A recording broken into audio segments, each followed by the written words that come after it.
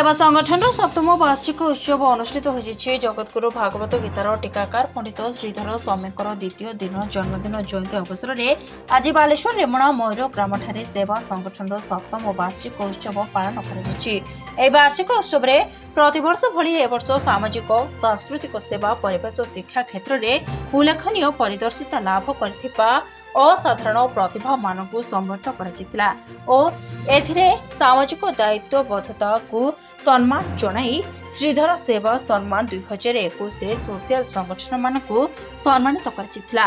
उक्त कार्यक्रमटी अध्यक्ष कमल लोचन पंडा और सभापति सरोज कुमार साहू तत्वावधान रे आयोजन कराजितला और सेवा संगठन रो बहु सदस्य उपस्थित रही सहयोग करथिले।